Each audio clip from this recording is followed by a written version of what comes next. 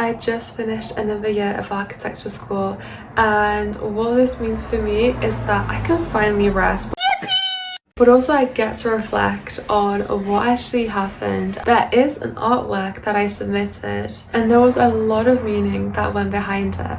And it kind of got me thinking that we have so many objects in our daily life that we kind of just toss away and throw away. And I will be explaining my final piece, but this is sort of the theme of today. So stay tuned and I'll explain everything one by one. Oh, and also if you find yourself learning something new today, then do give this video a thumbs up. I really want to know if it was informative. But that's it from my end. Let's get into it. Okay, I think before I start, I'm just going to introduce my project a little bit of what I actually did during this whole year. We submitted a full portfolio. I think it was something around 100 pages. I can't really remember, but it was a crap ton of work.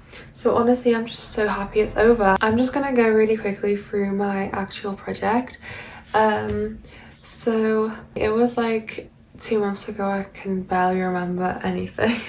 And we had to do, you know, the typical site visits. We had to go there, experiment with photography, drawings, etc, etc. We also had to just document everything we saw pretty much.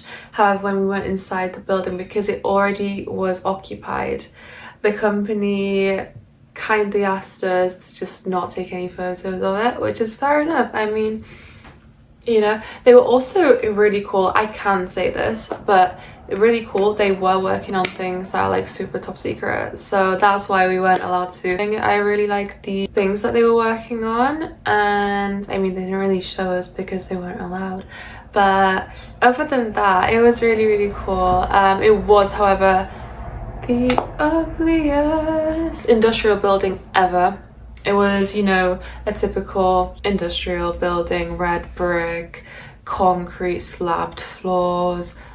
It also had, like, I think it was clinker foundations or something. From the site visits, we then did site analysis, and that kind of helped us take a grasp on the area and really knuckle down on how the land is presented to be.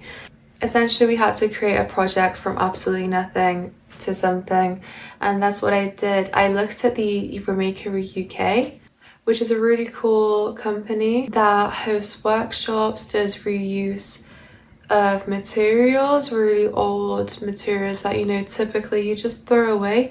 However, they reuse that, and they then teach people how to reuse these materials in really creative ways. And that's just got me thinking about objects. You know, you see a typical object and you're gonna think, you know, whatever, discard it, throw it in the trash. But then this kind of sparked an idea in my brain, and I was like, regarding an object, I was going to transform that idea into artwork. Now, to start my drawing slash final piece, whatever you want to call it, I did I didn't actually submit it like as my final because in architecture it's a little bit different. You kind of have to submit your final piece as a building. But I did draw my building. I did actually painted it, and it was almost an artwork. It was submitted as an artwork.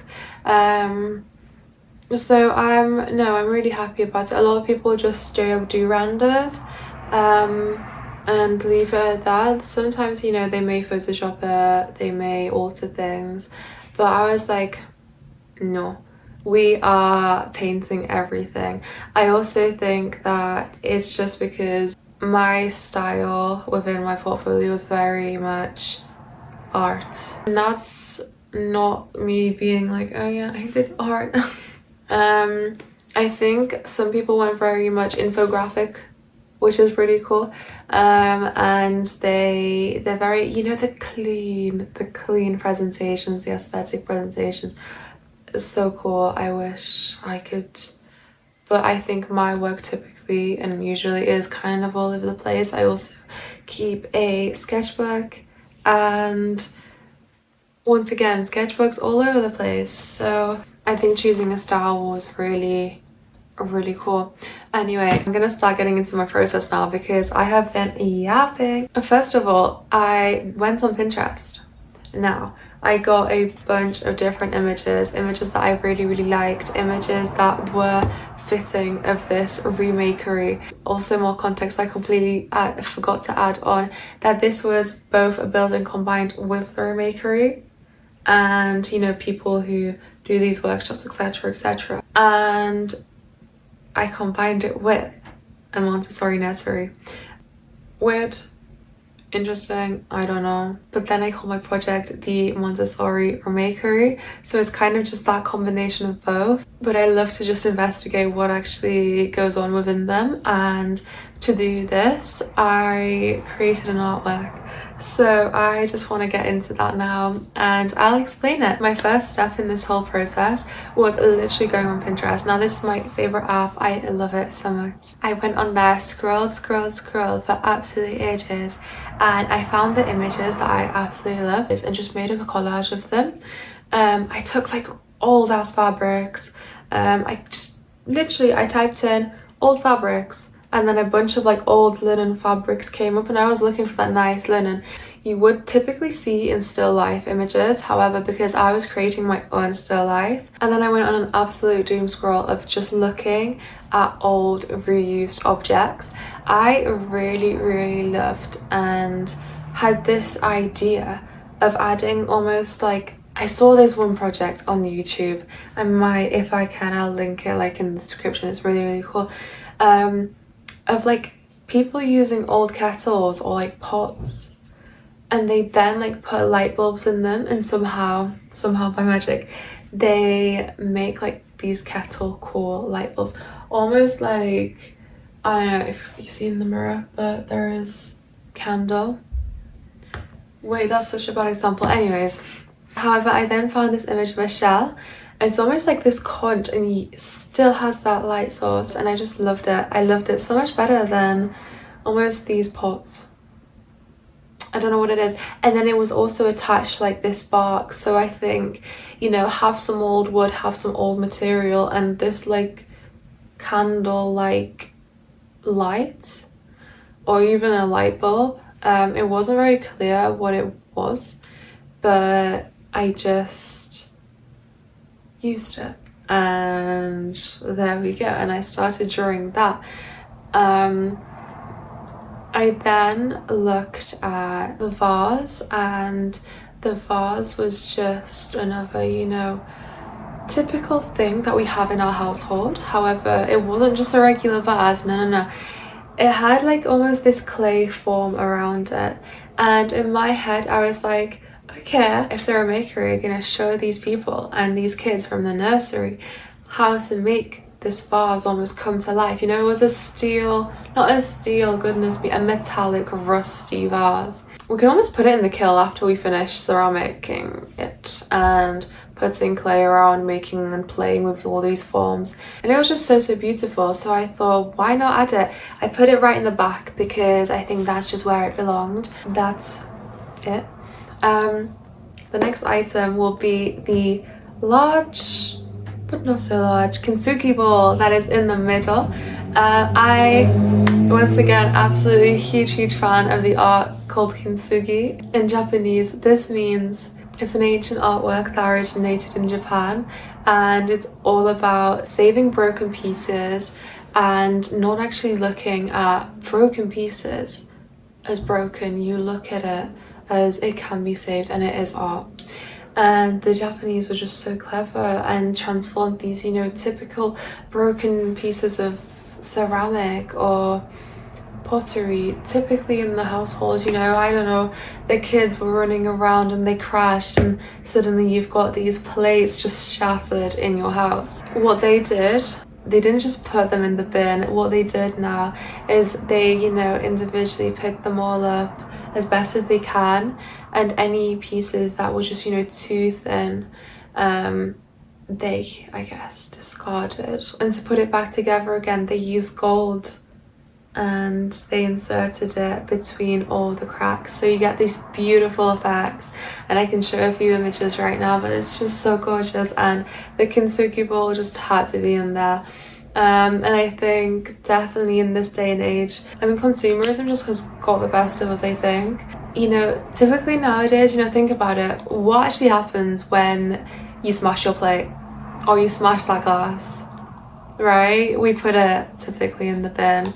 I mean, it isn't anything to be ashamed of. I think that's just the human nature of it.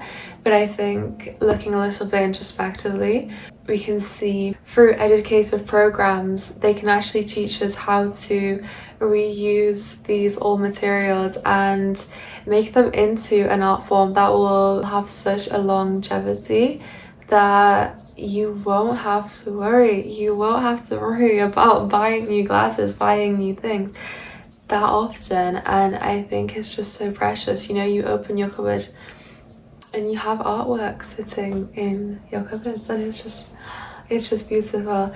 To make the kintsugi bowl, I used a deeper burnt charcoal, and I made sure that I got the shades that I really wanted to, and then just using a kneadable rubber, I just started to rub out and almost create like these little wavy squiggly lines, but also making sure that they do stay true to the kintsugi form by making the angles quite sharp. And I absolutely adored doing this process because I loved how, like, I don't know, the way I just did it was to force almost my hand to physically shake and rub out the charcoal. I typically do this maybe when sketching or doing like very, you know, lines that I just can't be bothered to, and I start shaking my hand. And then the honorable mention in the middle, which would be the shark. I was running on low time and it was not good, so I totally rushed the shark, but I got it done in the end. The shark was to represent the little kids in the nursery, and my thought behind this was, how can the adults make these workshops kid friendly as well, or kid interactive as well, because nowadays it's just so difficult to get the attention of younger people. People's attention spans are just dropping, and it's a worldwide issue.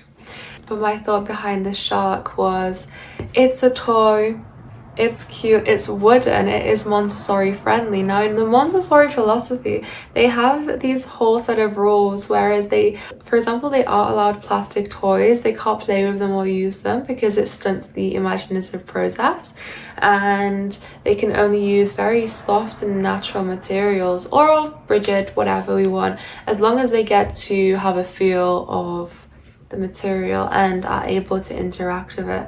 So wooden shark it is. And I used the wooden shark as a motif between other collages in my portfolio, and it was really cute. I just loved how the mouth was so wide and open, and I just had to include it.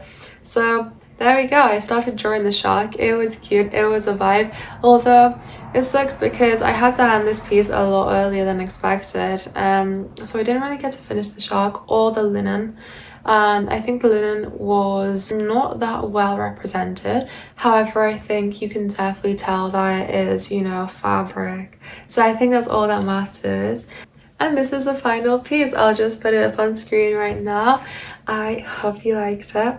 See, it's a still life just full of daily objects that you interact with, but they're not just objects. They're not just objects. They all have meaning behind them. I know, I think like a little learning lesson I've had is sort of seeing daily objects and items not for actually what they are. You know, I think when we see them, they can also have like a different intended purpose. We just have to think of that purpose, and I think that's really cool. For example, recently I literally broke a chair by accident, but now I could repurpose it. Why not? I think this has really inspired me, and I hope it inspires you today, because I think, you know, you've probably got so many random things at home. Why not do a DIY project? Why not pick up that, you know, I don't know, a broken vase or whatever it is, and try to repair it, try to, I don't know, do something with it. But I hope you've enjoyed my little explanation of what the hell actually went on in this piece, because to any old person it really does just look like a bunch of objects on linen, done. So I think when I do actually finally get around to posting this on Instagram, I really hope that you see this before you see the image, and then you see all the explanation behind it and you're like, ah, okay. If you found my explanations interesting, make sure to subscribe. I will be bringing a lot more artwork onto this channel. I hope you enjoyed my first video ever. It feels so weird to say that. Also, it is weird to just sit there and record. I've been speaking to myself for like the past half an hour. But yeah, see you in the next one. Bye bye. Oh, and also if you find yourself learning something new today, then give this video a like. That's everything. Okay, I'm just gonna be yapping on about my project.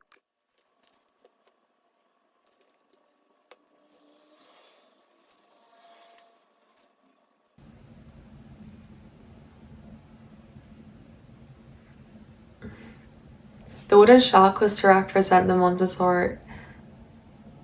The wooden shark was to